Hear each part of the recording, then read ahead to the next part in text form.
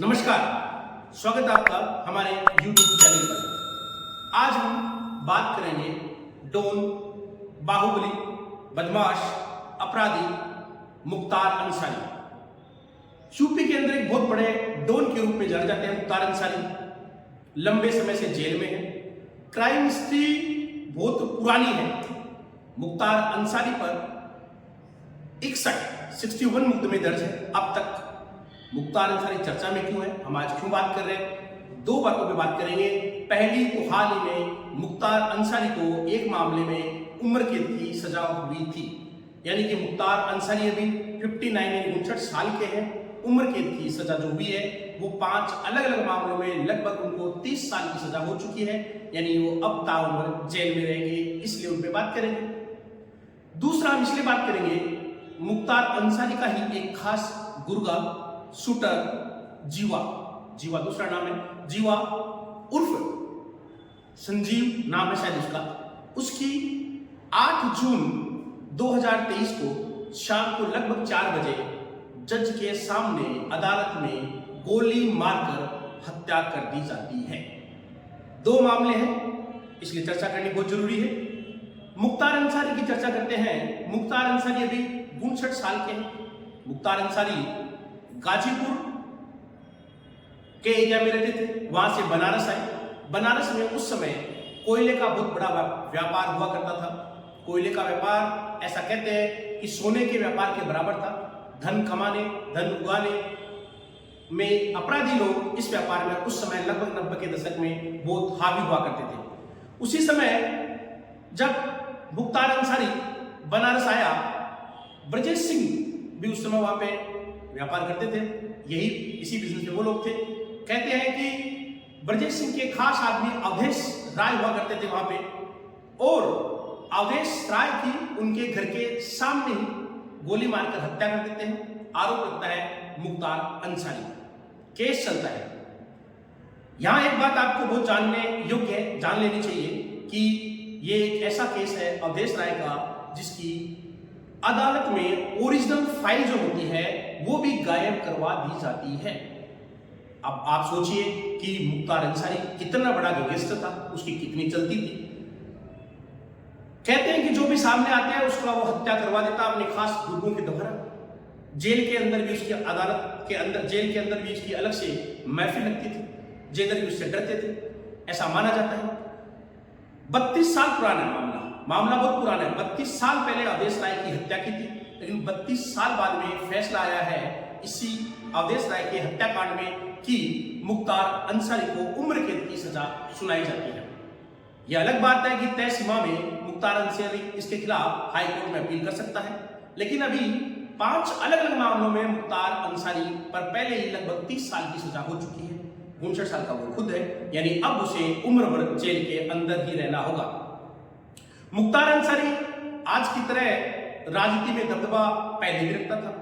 5 बार विधानसभा चुनाव लड़ा है। 5 बार में 3 बार तो वो जेल के अंदर ही बंद रहकर चुनाव लड़ा है, जीता है।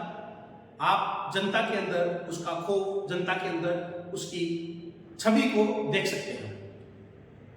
ऐसा माना जाता है कि 2012 का जब राष्ट्रपति का चुनाव था तब मुख्तार अंसारी जेल में था, और जेल से उस समय में, उस टाइम में जो भी एमएलए एमपी जेल में होते थे उनको विधानसभा की कार्यवाही में, एमएलए को विधानसभा की कार्यवाही में भाग लेने की छूट होती थी।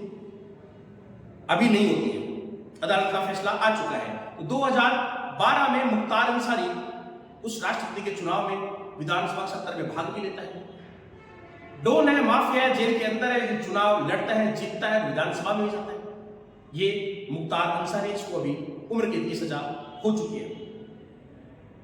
अंसारी का एक खास गुर्गा संजीव उर्फ जीवा डॉक्टर के क्लिनिक पे काम करता था, और वहां से धीरे धीरे बदमाशी डोंगिरी में उतरा।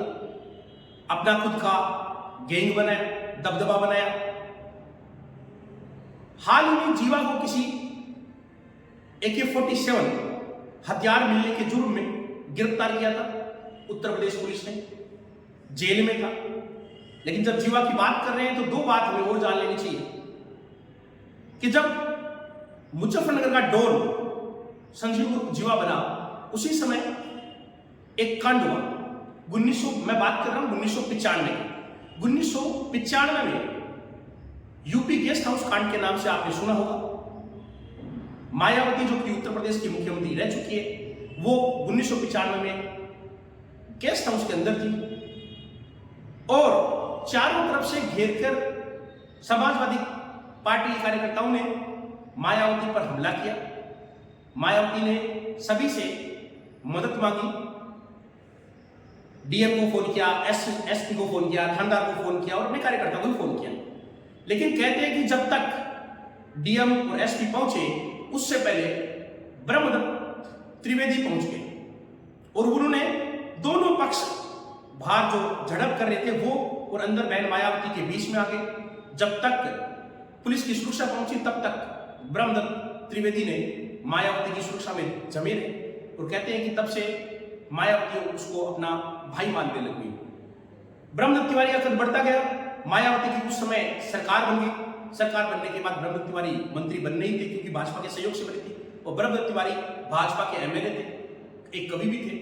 ब्रह्मदत्त तिवारी का जितना ज्यादा कद बढ़ता गया कुछ लोगों को राजनीतिक दृष्टि से उतनी ही परेशानियां होने लगी और लास्ट में हुआ क्या, 1997 में ब्रह्मदत्त तिवारी की हत्या कर दी जाती है। उनकी जब हत्या होती है अंतिम संस्कार में उस समय अटल बिहारी वाजपेयी, लालकृष्ण आडवाणी, मुरली मनोहर जोशी जैसे दिग्गज भाग लेते हैं। इससे हम ब्रह्मदत्त तिवारी के कद की कल्पना कर सकते हैं कि कितने बड़े नेता के रूप में जाने जाते थे।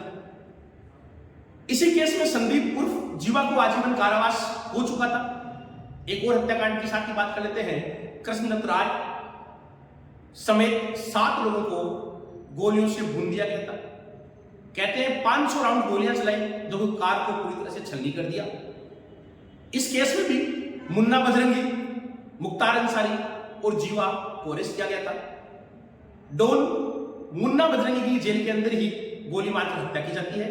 मुख्तार अंसारी अभी जेल में है और जीवा को एक केस में जब जज नरेंद्र कुमार के सामने पेश किया जा रहा था 8 जून को 2023 को, उस केस में जो जज के सामने पेश किया, एक वकील के कपड़े पहनकर युवक आता है और धनाधन 6 राउंड फायर कर देता है।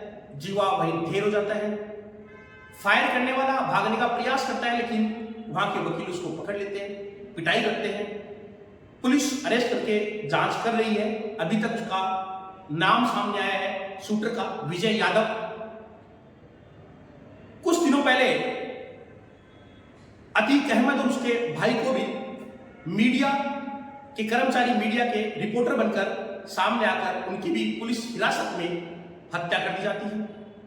इन तमाम हत्या को देखकर विपक्ष आरोप लगा रहा है कि कानून की दृष्टि से सरकार पूरी तरह से फेल है।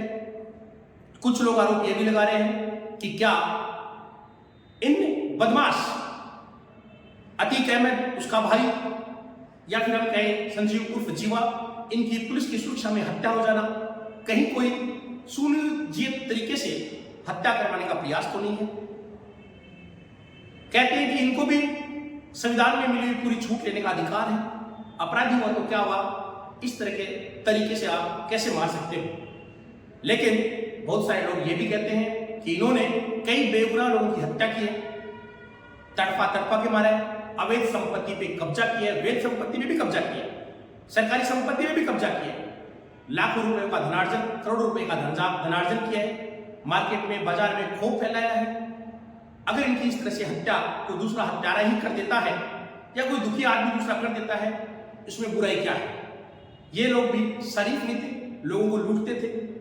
बहरहाल पुलिस जांच कर रही है। 3 सदस्य एक कमेटी बना दी गई है जो 7 दिन के अंदर रिपोर्ट देगी। लेकिन अपने अपने सोचने का तरीका, अपने अपने विचार करने का तरीका यह है कि क्या अपराधी जो लंबे समय से जेल में बैठकर राज कर रहे हैं, अपना दरबार सजा रहे हैं, लोगों को अंदर से ही लूट रहे हैं और फिर राजनीति में चुनाव भी जीत चाहते हैं, जनता का काम करना तो दूर, बेखौफ होकर जेल के अंदर बैठकर राजतंत्र का बाखोल बनाते हैं, उनका इस तरह से किसी दूसरे अपराधी या गैंग के द्वारा या किसी के द्वारा हत्या करना या उनको मार देना कानून की दृष्टि से हो सकता है गलत हो, लेकिन समाज के लिए क्या ये सही है? सोचिए आप, ये प्रश्न आप पे ही छोड़ देते हैं। हम इसी के साथ आपसे इजाजत चाहते हैं। धन्यवाद।